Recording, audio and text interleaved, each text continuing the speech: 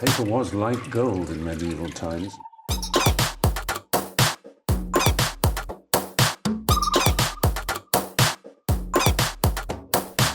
Oh, not tobacco. Sugar. That everything we thought we knew about the world might turn out to be completely wrong.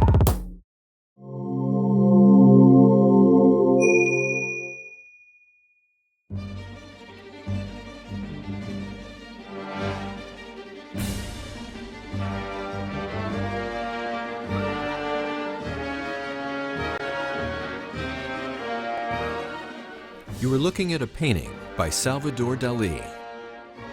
It is called The Vision of Hell. Only a handful of people have seen it. It is a religious painting, one that this master of surrealism was hired to create. Dali was an exhibitionist. His work and himself were always on display. Yet this painting was a secret. No one saw him paint it. It was never cataloged, and he never talked about it. Yet it changed the direction of his work and his life. This painting is Dali's greatest secret.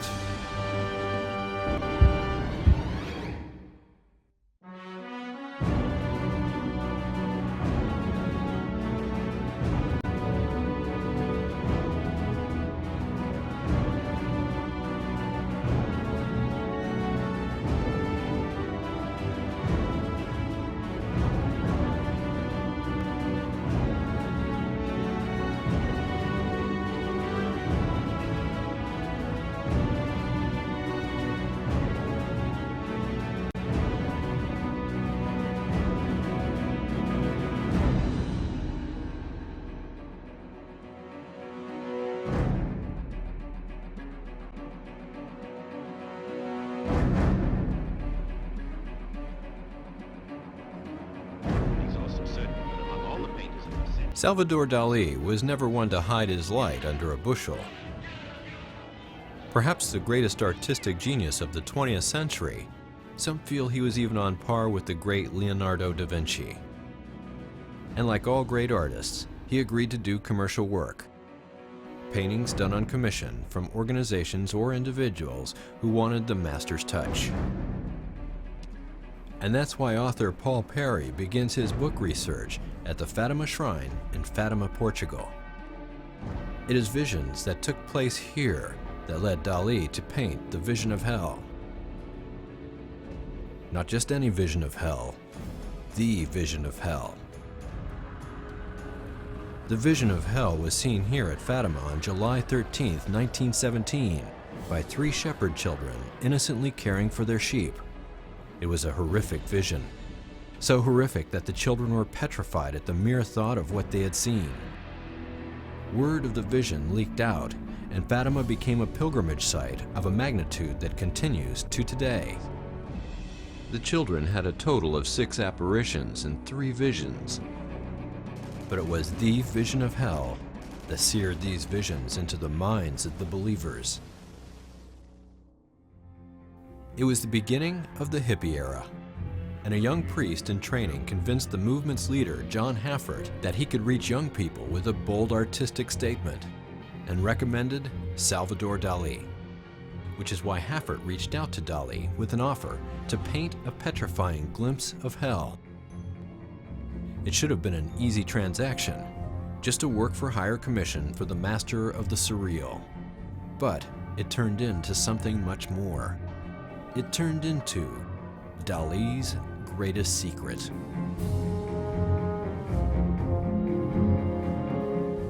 It was 1959, and John Haffert had a question for God. How can I get more young people to join the organization? The organization was the Blue Army, also known as the World Apostolate of Fatima. On the last day of the year, he got his answer. A letter from a Catholic seminarian gave him the perfect answer. Have surrealist painter Salvador Dali paint the vision of hell, one of the mystical visions seen by the 3 children. The seminarian was a young man we will call Matthew, because even after all these years, he is asked to remain anonymous. Matthew told Hafford of his life as a merchant seaman and his conversion to Catholicism after seeing The Miracle of Fatima at a dilapidated theater in Monrovia, Liberia, on the West African coast.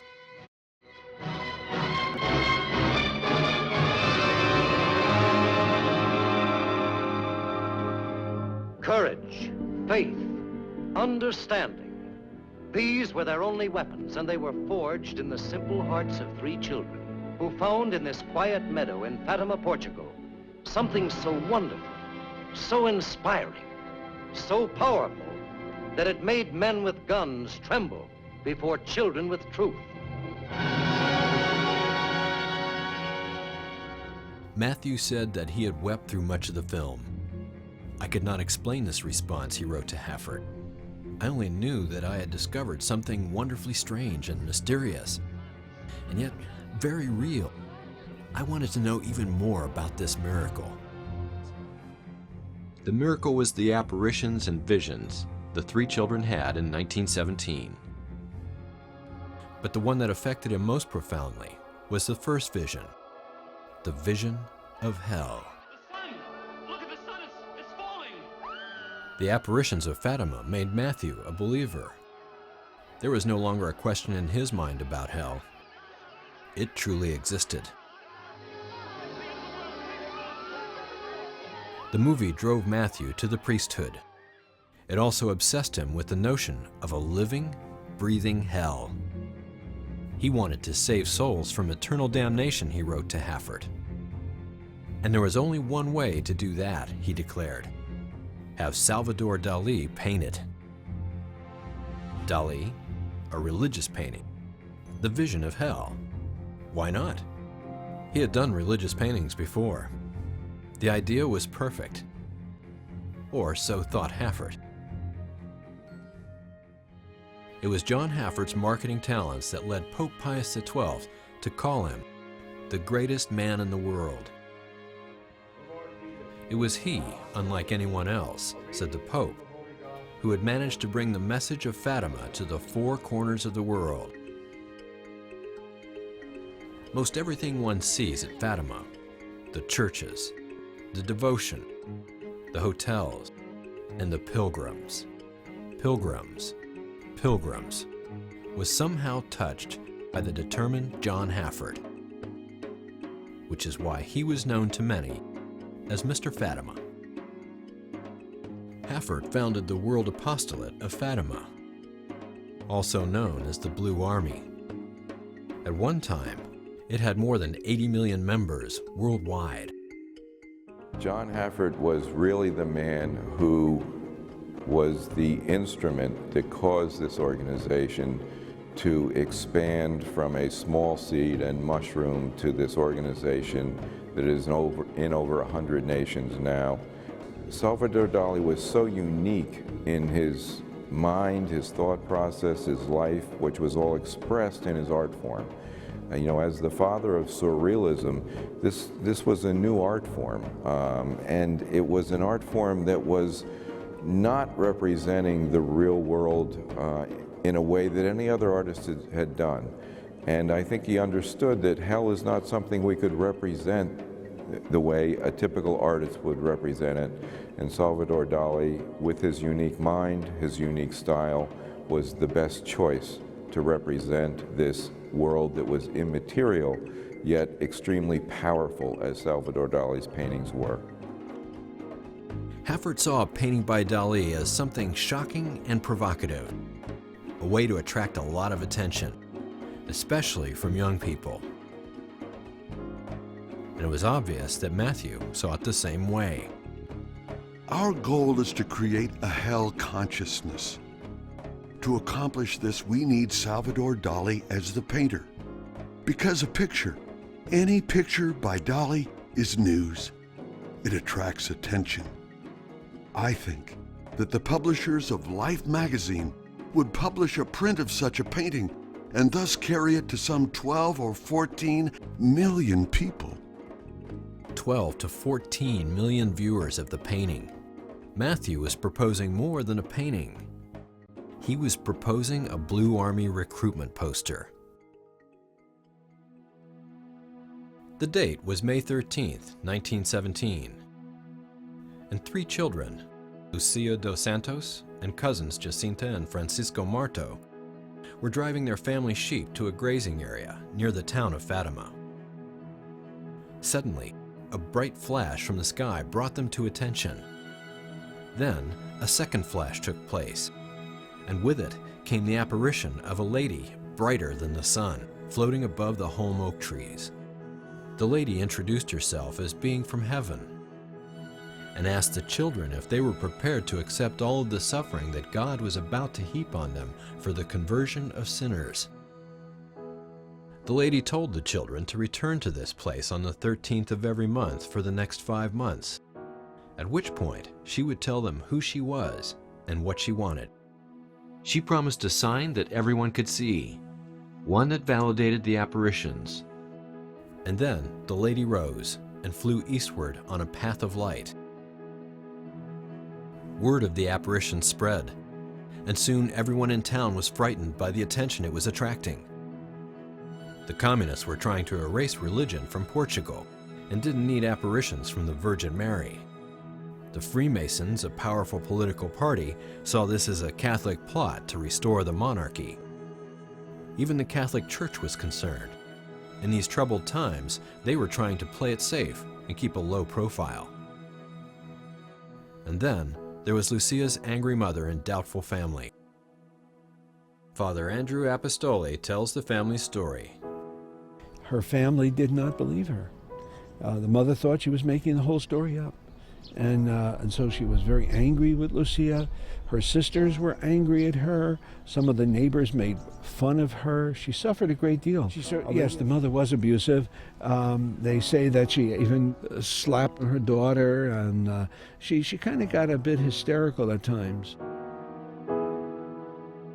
And then to top that off, the mother was afraid that if they're making up this story, the people are going to be furious at them, you know, for arousing everybody's interest in a vision of the Blessed Mother. So she was, I understand, somewhat severe with Lucia, and she almost to the end did not believe, almost till the miracle of the Son.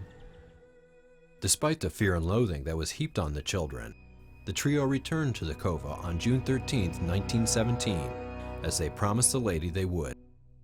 And when they arrived, 50 faithful Catholics from town were awaiting them. The lady revealed to Lucia that the other 2 children, Jacinta and Francisco, would die soon. Lucia, she said, would be left on earth to make the messages known. And that was it for the lady's second appearance. As Lucia said, she had gone back to heaven and the door had closed. The children returned to the Cove on July 13th, and surrounded by 3,000 spectators, they were treated to the first of the 3 secrets that would be revealed to them by the Virgin: the vision of hell. A ray of light seemed to come from the lady's hand and penetrate the earth, and we saw a great sea of fire. In that fire were souls, like black embers floating in the wind. There were great clouds of smoke and showering sparks everywhere, with shrieks and groans of sorrow and despair that horrified us and made us tremble with fear. The devils looked like strange animals, terrible and disgusting, with the transparency of glowing coals. Frightened and begging for help, we raised our eyes to the lady, who said to us, with sadness but also great kindness, "You saw hell, where the poor sinners go. To save the world, God wants the world to turn to me. If they do what I tell you, many souls will be saved, and there will be peace." John Haffert read the letter from Matthew the seminarian, and then he read it again. The words of Matthew told him that this young seminarian was a kindred spirit, a man studying to be a priest who had big and unique ideas of his own and wasn't afraid to manifest them. As Haffert wrote his reply to Matthew, he began to wonder, would Sister Lucia, now a cloistered nun, talk to Salvador Dali? Or, for that matter, would Salvador Dali even be interested in talking to her? Didn't the great Dali hate religion?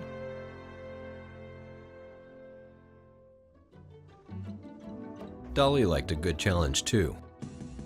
In these photos from a never-completed film, we see Dali challenging an unbeatable foe at the Paris suit, and then applying his newfound knowledge of rhino horns to paint a copy of The Lace Maker by Dutch painter Vermeer. As a young man, Dali studied the new psychology of Sigmund Freud and learned to explore his dreams for images.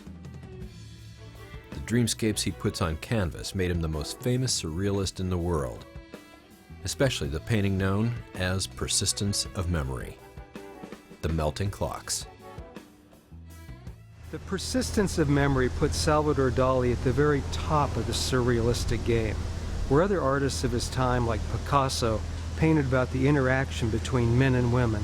Salvador Dali's paintings looked at the interaction in the human mind. His paintings helped people interrogate their own subconscious. Dali's work provided a visual explanation of surrealism that a written manifestos could not attain. But still, Dali was drummed out by the surrealist movement in 1934 by its founder, André Breton. He felt that Dali's work was too thought out, and therefore too commercial to be truly surreal. That was fine with Dali. He went solo and created his own school of art, the paranoid critical method. The paranoid critical method was like guided surrealism. Rather than wait for inspiration, Dali would make it by combining things that had no rational link to one another. A rock in a human head, for example, or a rhino horn. You get the picture. Dali was trying to systemize irrational thought in the same way a person with paranoia does. Dali was perfectly suited for the task.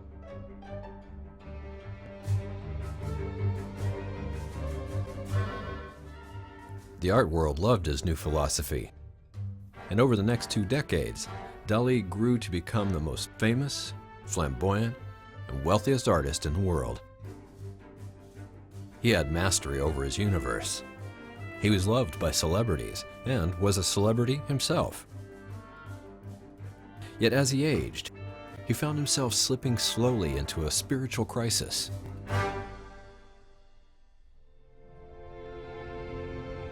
But soon, world events took place that shook Dali's spiritual life.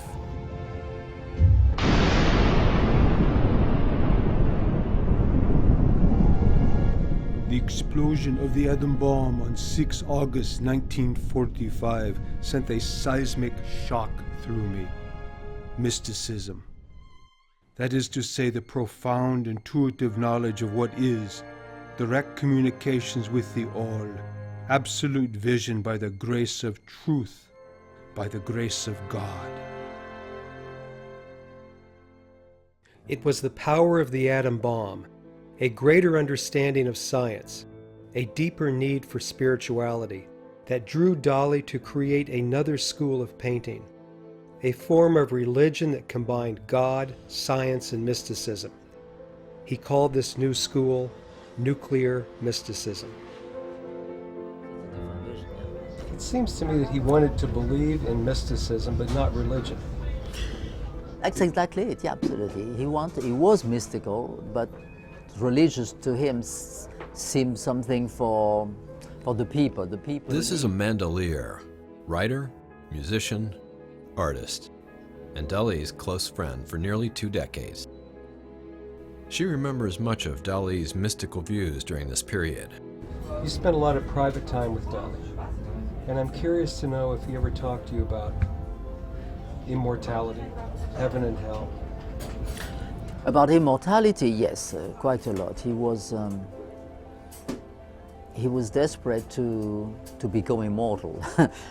Strangely enough, in in those days, 40 years or so ago, they had discovered cryogenic, that you can be frozen when you die. And he said, I'm going to be frozen. I want to sign the the agreement that as soon as I die, they'll freeze me. I think they did that to Walt Disney. And then they'll wake me up in 100 years, and I'll be reanimated. So he wanted to live forever. He believed probably in a God, but not the way we see it, not the iconic God that we see in churches. I think it was very strange, because one day we spoke about the Stanley Kubrick movie, 2001: Space Odyssey.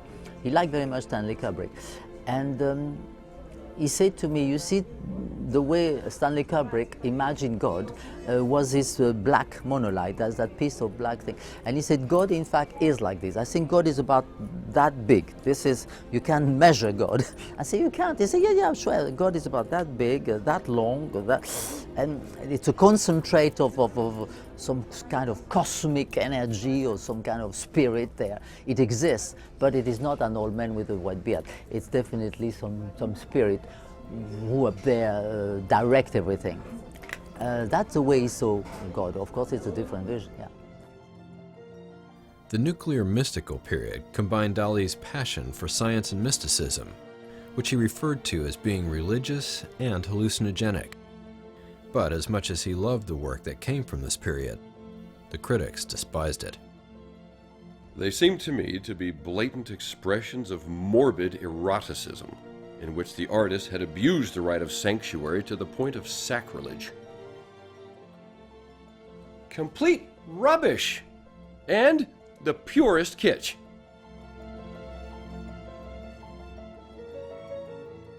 Most stinging of all came from Dali's old friend, André Breton, who intimated that Dali had become nothing but a hack for the Pope. The effect of all this harsh criticism on Dali? There was no effect. Like the saints of old, Dali had been blinded by the light of spiritual revelation. In fact, Dali loved his strange mix of science, religion, and mysticism, and as a result, his work became far more religious, and unabashedly so. What was going on in Dali's mind?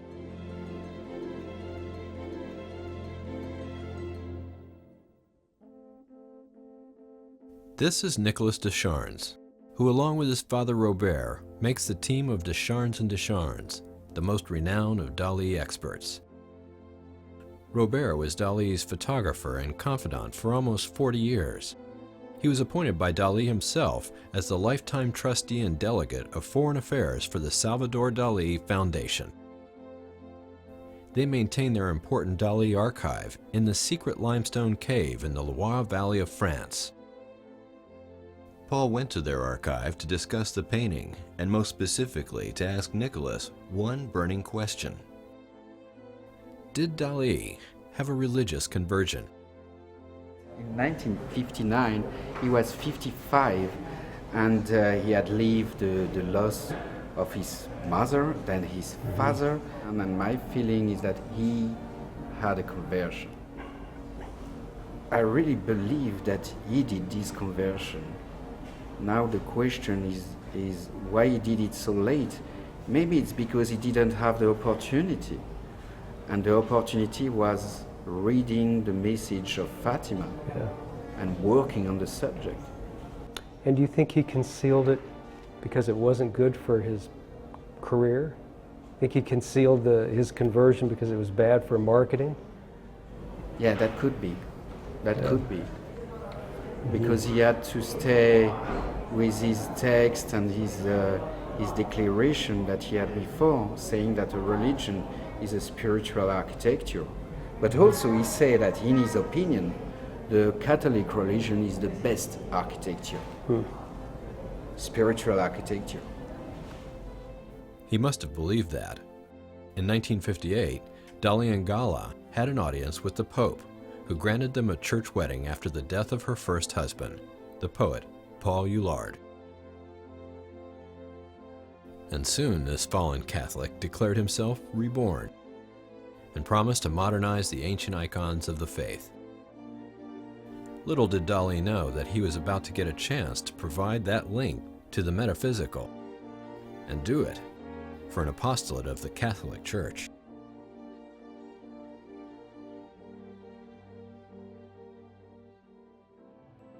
The letter that introduced Salvador Dali to the vision of hell was delivered to him in the lobby at the St. Regis Hotel in New York City. It was from Matthew the Seminarian and quoted large portions of Sister Lucia's memoir. What Dali read must have flipped his mystical switches. He realized that his canvas had been chosen to be the window between heaven, earth, and hell. One thing was sure, Dali wanted to meet Mr. Fatima himself, John Haffert. To discuss what happened next, Dali expert Nicholas Descharnes was brought to the castle of OUREM in Portugal to meet with Carlos Evaristo, Haffert's friend and successor in the Oriana Historical Foundation.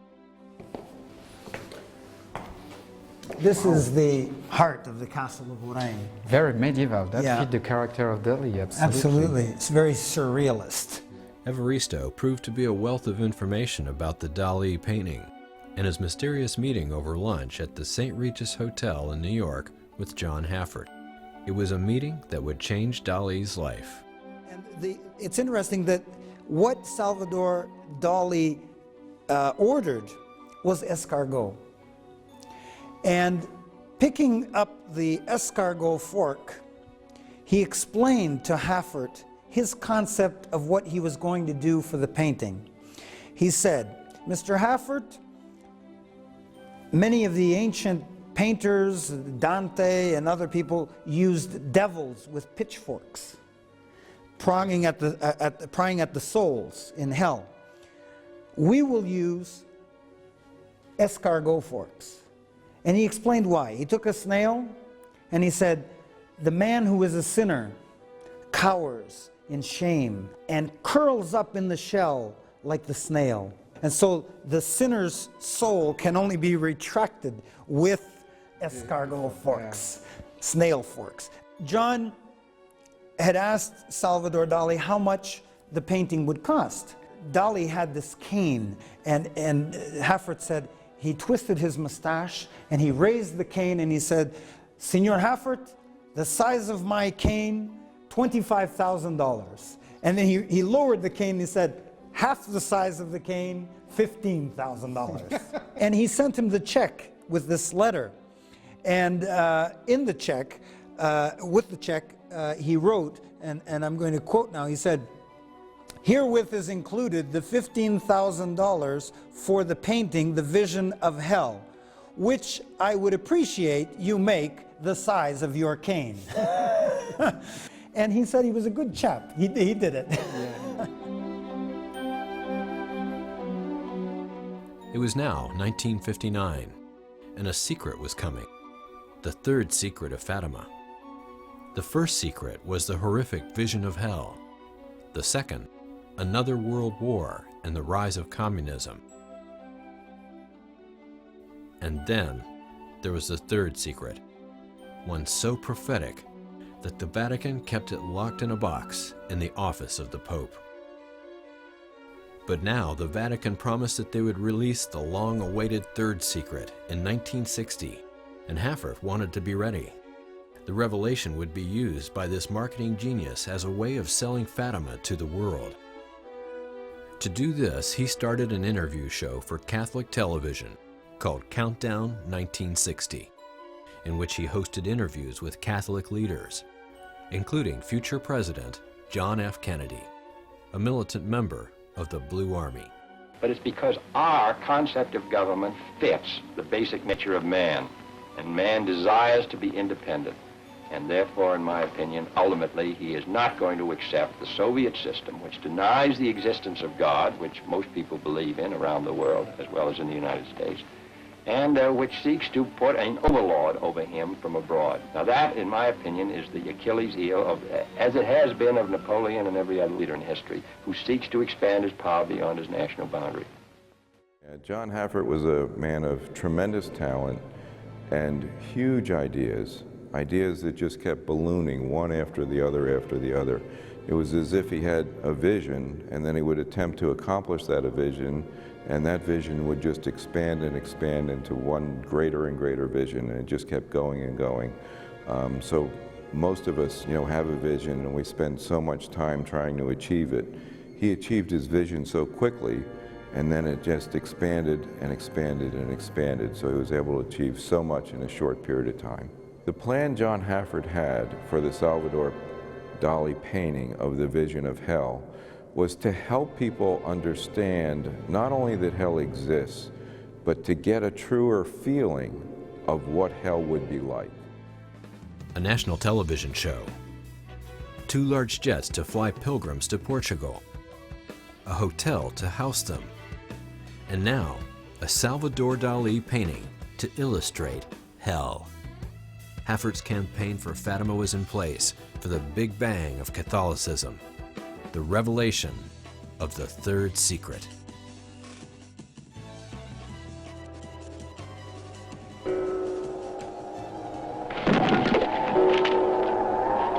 Bonjour. Good morning. Is le Salvador Dali's world was surreal. Everywhere he settled for any period of time, whether home or abroad, was graced with an air of surreality created by the master. His home in Port Legat on Spain's Costa Brava was like living in one of his paintings. So too was his magnificent castle in Pubol, another monument to surreality.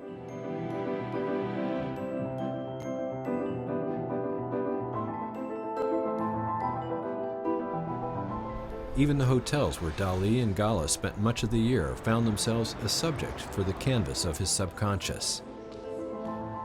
To this day, the Hotel Maurice, that 5-star jewel in Paris, contains artistic artifacts from the days of Dali's habitation, including a vision box of mirrors, chairs too heavy to lift, and a magnificent carpet inspired by a litho with the unglamorous name of the donkey carcass. So one of the real reasons we came to the Hotel Maurice is this. This is a nouveau altar designed by Salvador Dali. So you can come here to the bar, have a drink, and light a candle for your good fortunes.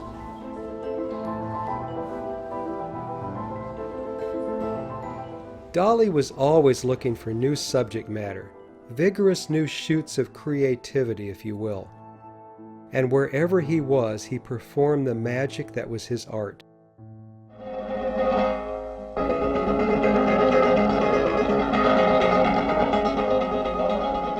Dali was so good that he could paint anywhere, even on stage, which is why what happened next was so strange. Try as he might, Dali could not execute the vision of hell. There was only one solution, he told Hafford. He needed to talk to Sister Lucia.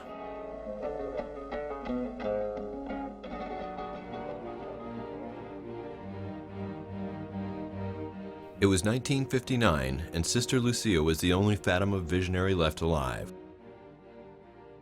Since moving to Coimbra, Portugal, she had been forbidden to speak to anyone about the visions. Now at age 42, she was frustrated. The world needed to know about the vision, she told Hafford. But as a cloistered nun, she was forbidden to speak. As Hafford wrote in one of his memoirs, Lucia felt completely helpless to propagate the message of Fatima. One by one, the prophecies were coming true. The Second World War had come and gone. Russia had become a superpower. The nuclear bomb had been developed, and already the atheists were brandishing it in the face of a terrified world. What Our Lady had warned of in her message was not heeded. Yet despite Lucia's frustrations, she refused to speak to Dali. It pained her too much to speak of hell, she told Hafford. The account in her memoir was all she could offer the great artist. Dali's response to the news was almost flippant. "There is no problem," said Dali. He would study her words and put together his own vision. But there was a problem. Something seemed to have a hold on Dali. No matter how much he tried, Salvador Dali, the master of surrealism, the king of self-confidence, could not paint the vision of hell. He took the problem home with him to Port Legat. It was here, in the comfort and solitude of his home, that Dali did his best work. Yet despite being in his creative center, Dali could not complete the vision of hell. He had destroyed 4 sketches and a painting, and still couldn't get it right, he told Hafford. Oh, yes, there is one other thing. The vision of hell was a secret painting. Even his closest friends knew nothing about it. It's as though this painting became a private act of faith, a mission from God. Paul Perry first learned this painting was Dali's secret when he showed it to Robert Descharnes, Dali's photographer and confidant for nearly 40 years. Robert took more than 50,000 photos of Dali. He even helped the master complete his last painting. He is a man who knows most everything about Dali's personal and public life. When Paul showed him the painting, the man who had chronicled Dali's last 40 years just shook his head. Have you ever seen this painting? I don't remember. For me, it's a very interesting mystical painting made by Dali. Include well, anyway, it's a little commercial for me. It's a little commercial. But Dali, he was an honest painter, and the subject is perfectly well. But I remember now the connection with the Blue Army and the moment when he painted in '62. I remember. Did he just... And I'm sure he painted in Port Legat. Okay. But I have no more information about this canvas.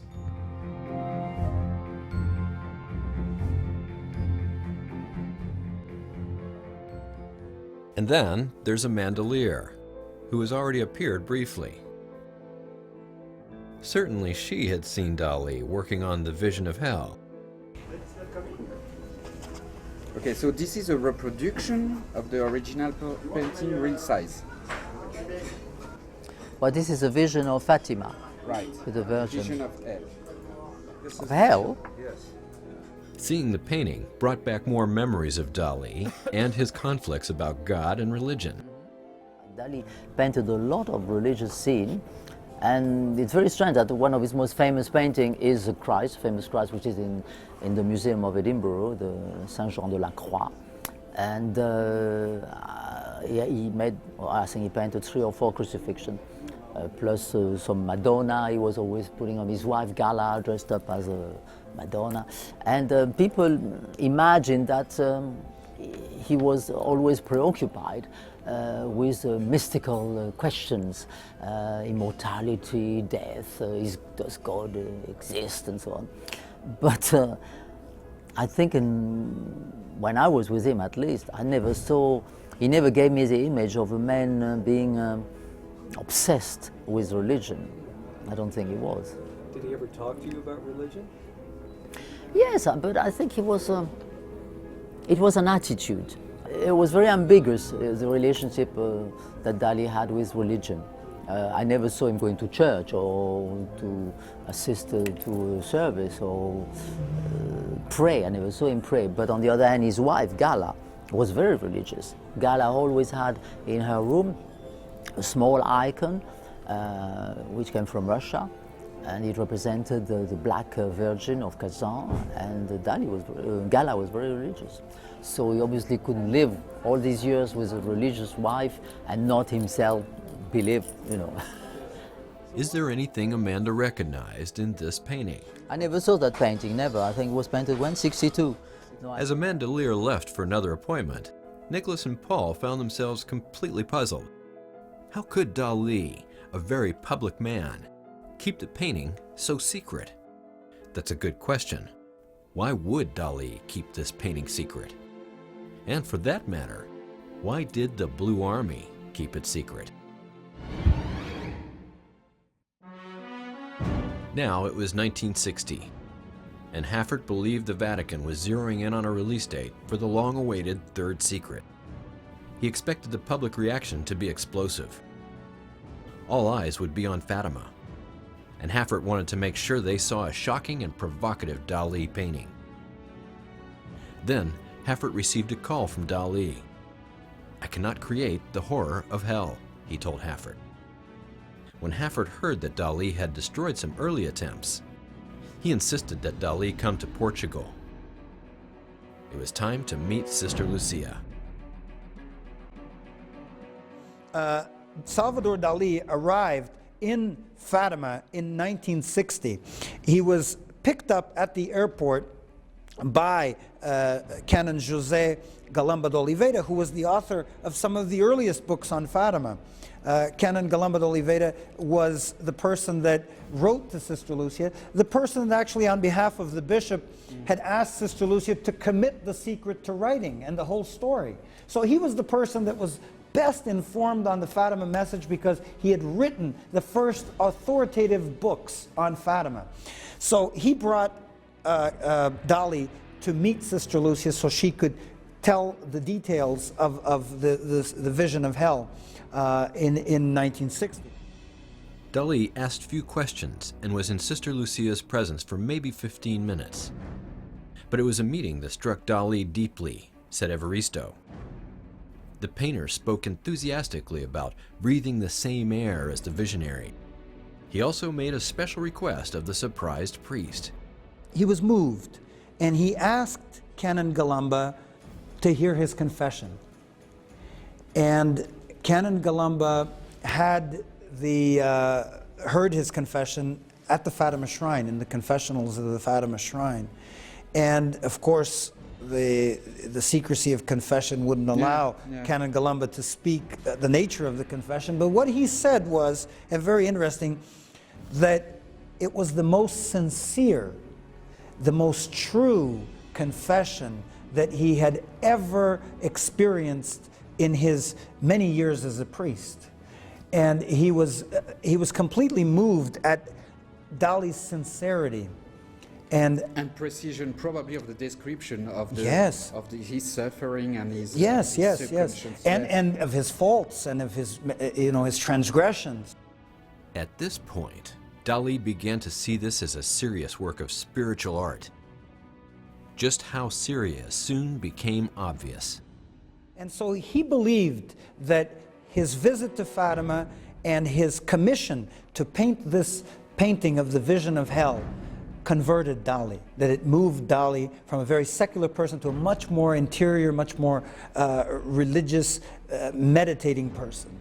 And he believed this till his last day, Canon Galamba, that it was the person that he believed in all of his career as a priest and involved with Fatima had been most touched by the Fatima message. It was Salvador Dali.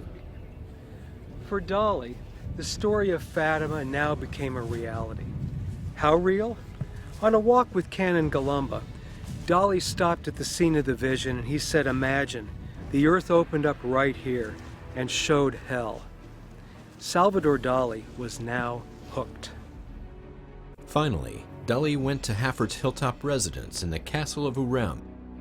There, the two masters of their art discussed the symbology important to the painting. Haffert tuned Dali into Fatima. That if Dali in the beginning was a Catholic and had normal devotion, let's say, to Our Lady, in the end, Haffert tuned him in, fine-tuned him to the specifics of Fatima as John Haffert alone depicted, portrayed, symbolized, propagated. In addition to all the elements seen by the children during their vision, Haffert recommended adding the castle of OUREM. Named for Oriana, the legendary Muslim princess who converted to Christianity, Haffert felt the castle symbolized an eternal message of religious conversion. Dali agreed to use it. Before leaving Fatima, he also gave Canon Galamba an envelope with $15,000 in American Express traveler's checks, the same amount he had been paid for the painting of the Vision of Hell. It appeared to all at Fatima that Dali's visit had led to a conversion, one that took Dali back to Catholicism. But when he left Fatima and returned to Dali land, the conversion still remained Dali's secret. Why he kept it a secret baffled Descharnes. Well, Dali was a very public man. He used his painting for his marketing, and this painting was done in secret. My father never saw it in the studio, neither among Dali. So why he did it in secret? Why he did it and for who? I don't know yet, but we should inquire.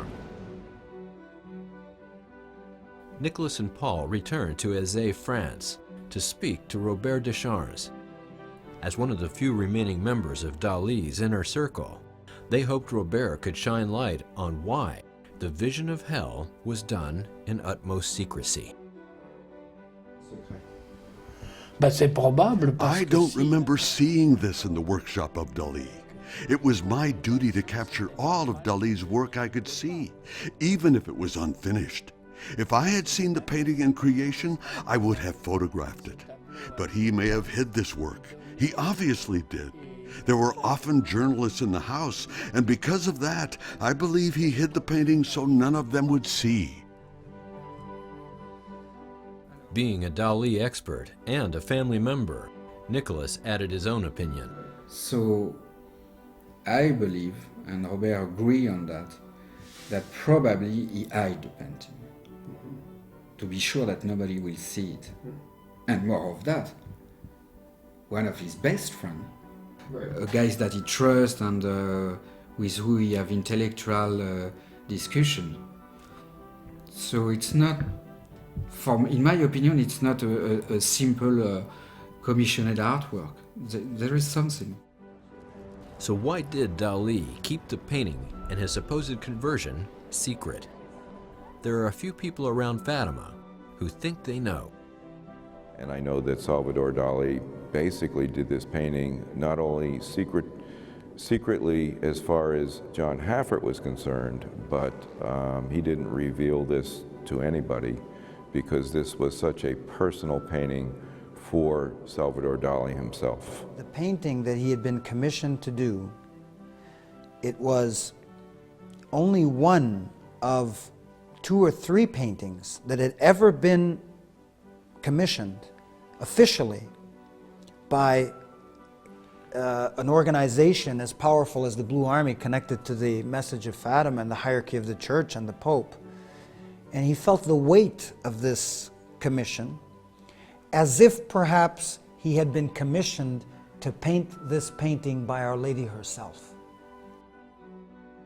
Dali also felt that this commission was so important that it had nothing to do with any of the paintings he had ever done in his life. And so it had to be something personal between him and God. And so I would, my take on it would be that it touched him so profoundly that he kept it to himself. Being touched so profoundly may have blocked his artistic talents. Dali had promised John Haffert that he would have the painting done before the end of the year. But 1960 was rapidly passing, and Dali had only a vague concept of the painting and was still unable to complete it. Other artists of the Fatima story had the luxury of having drawings and notes from Sister Lucia. She had even modeled Mary's hand movements for the sculptor Thadim, who went on to achieve painful inspiration by carving part of his work on his knees. Dali would have none of that. For inspiration, he may have cruised the Seine on his annual trip to Paris. There, if past were prologue, he would have taken a voyage through his own subconscious, relying on the dream state, the sleep of truth, to take him to the realm of the surreal world for divine inspiration.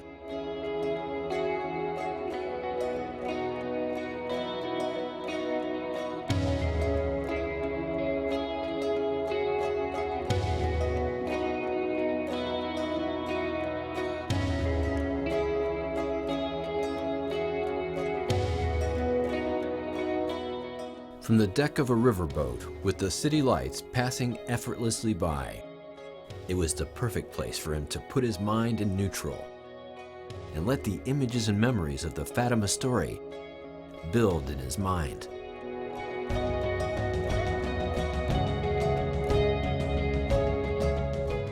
And finally, in late 1961, the vision of hell was completed. Salvador Dali's painting was now ready to be unveiled to the world.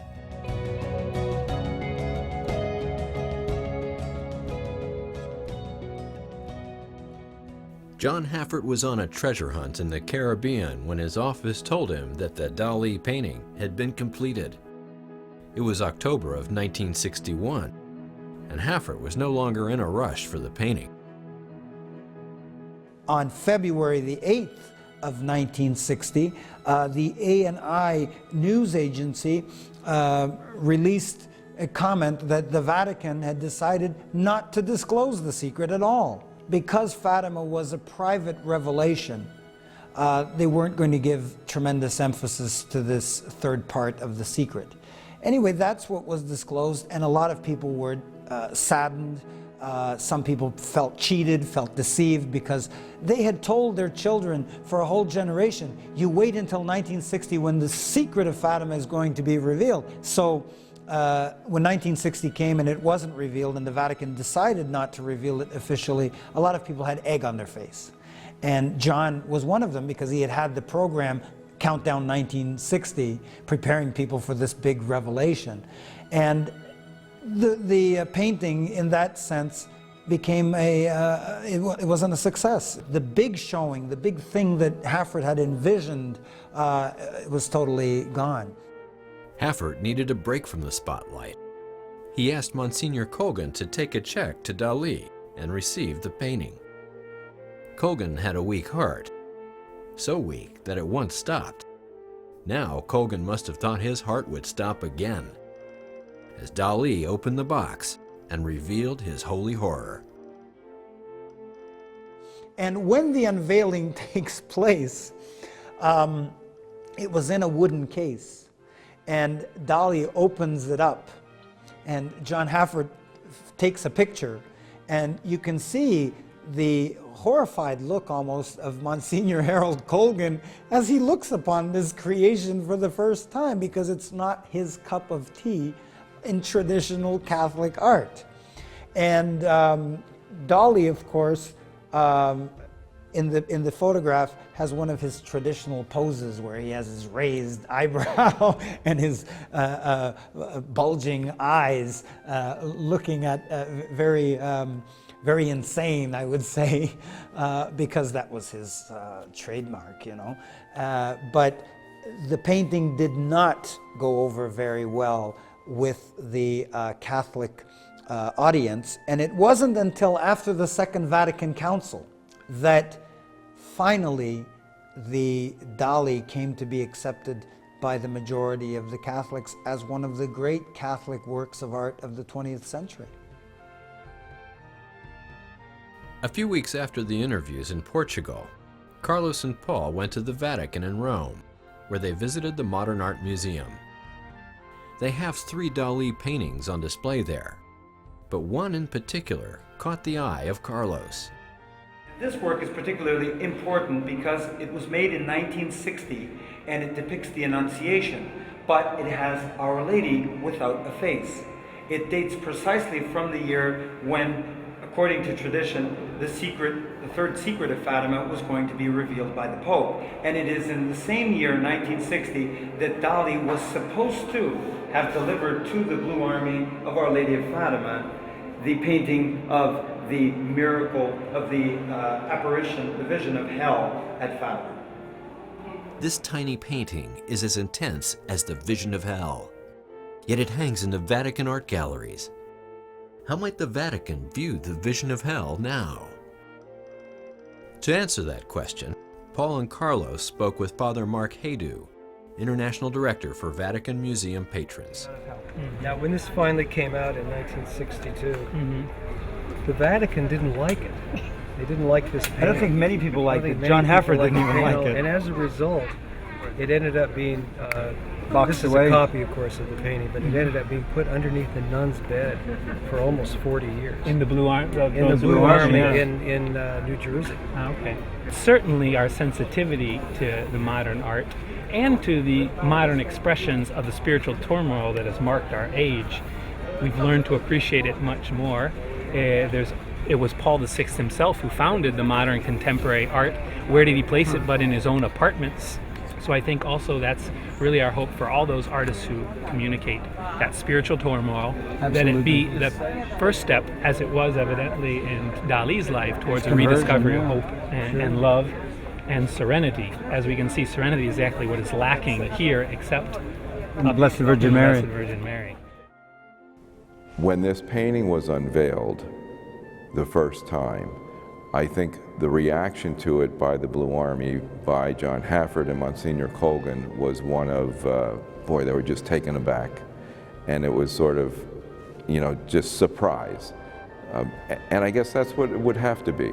I mean, how could you envision, you know, what Salvador Dali would create when he's creating a vision of hell, and especially if it doesn't resemble at all the description that Sister Lucia put out there. But that's what they wanted. They wanted something different than Sister Lucia had described, or they would have hired any painter in the world. You know, any painter could simply take what she had written and reproduce that on canvas. So it was surprise, it was shock, but all of that was good. At first, Hafford was shocked by what he saw. He wanted a hell that was, well, a little less hellish. Then he started to analyze it. He looked at it for a few days and he realized that this painting was exactly what he wanted. When you read the account of the vision of hell that Sister Lucia has in her writings, you get a feeling of hell. But not to the same degree, I think, as when you really study this painting. And I don't mean study it academically, but I mean put your mind into it and let it spend some time there. You sort of get, you know, this horrific feeling as you spend your time and let it go into the depths of this painting in a way that you wouldn't in any other way. And he just seemed to have the insight to know that Salvador Dali could touch that element in a way that no other artist could. With a fresh understanding of the Dali work, Hafford wrote to Matthew, the priest in training who had come up with the idea of the Dali painting to begin with. Dear Matthew, Dali's handling of the subject is quite unique. And while it was different than I expected, the more I have considered the painting, the more it has appeared to me that it will serve the purpose intended. The horror portrayed in the painting surprised Matthew, but he shrugged it off. I was thinking of something for the ordinary people, the masses. But I am convinced that our Blessed Mother wants it this way and has produced what she needed. Hafford hired a public relations firm in hopes of getting a museum show for Dali's unique work. It didn't happen. He wrote letters to magazine editors trying to get them to publish the story of the painting. Matthew was pushing hard too. He decided to write a dramatic letter to Claire Booth Luce, the congresswoman wife of Henry Luce, owner of both Time and Life magazines. Matthew begged Mrs. Luce to have the editors publish a story about the painting in Life magazine. She never responded. Finally, Hafford reached out to the only audience he could control, the members of the Blue Army. Against the wishes of the local bishop, he ran a photo of the painting on the cover of Soul, the magazine for Blue Army members. Then, John Hafford gave up.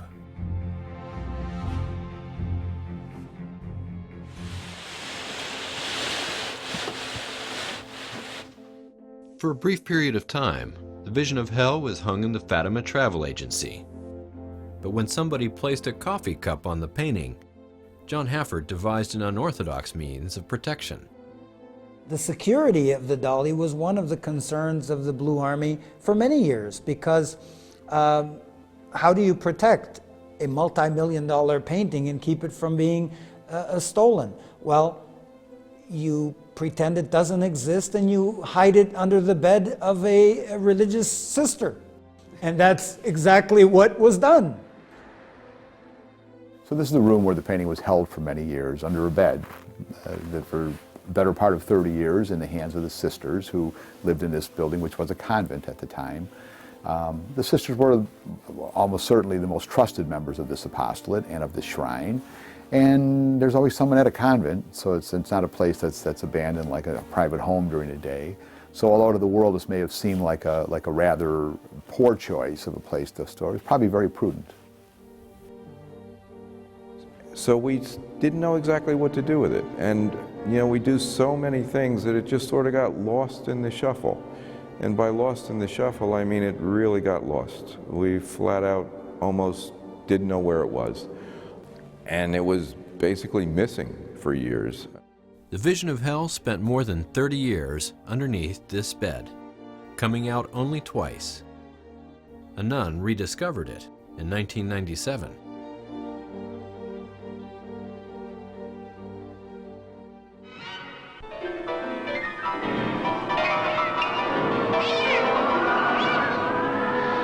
The nearly 30 years since painting The Vision of Hell were the most bizarre yet pious of Dali's life.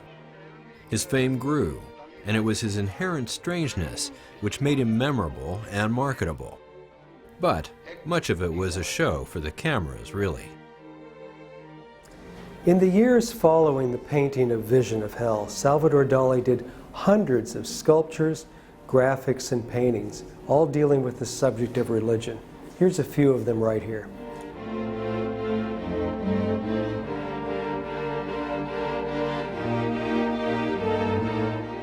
In fact, Dali longed for immortality and salvation, dreamed of it, and for much of his adult life, he searched for the pathway to eternal life. He even produced a book with Robert Descharnes called 10 Recipes for Immortality that spoke of DNA, hibernation, and religion as means to, well, life with no end. The book, by the way, is dedicated to God.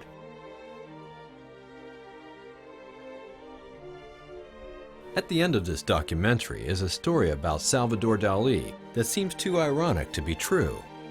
Dali experienced his own vision of hell in a fire at Pubol Castle. It was 1984.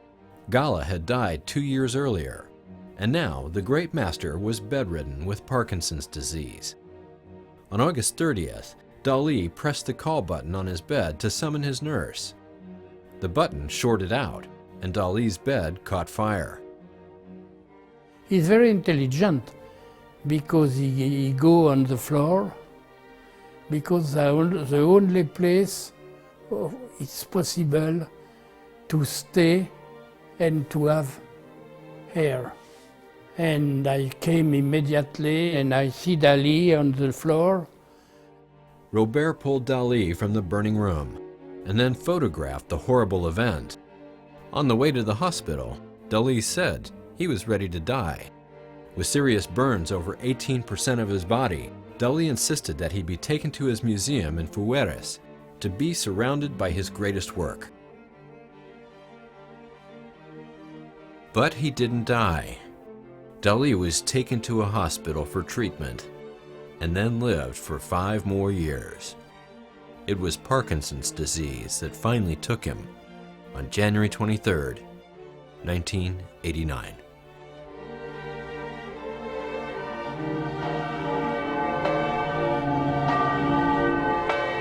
For the 80th anniversary of Fatima, the Vision of Hell was retrieved from under the nun's bed and brought to Portugal.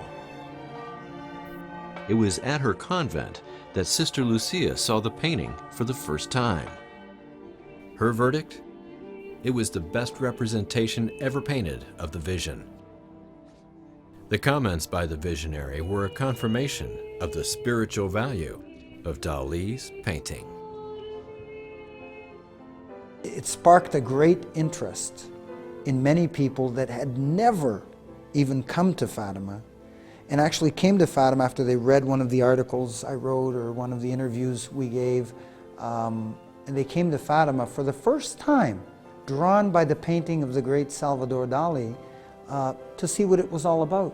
So I think that in that essence, the painting has served its purpose, because Lucia had always said, if an instrument is successful in bringing at least one soul back to God, then it has been successful. And I think that even if the painting had not brought anybody else to Fatima or to convert to God, it brought the great Salvador Dali himself.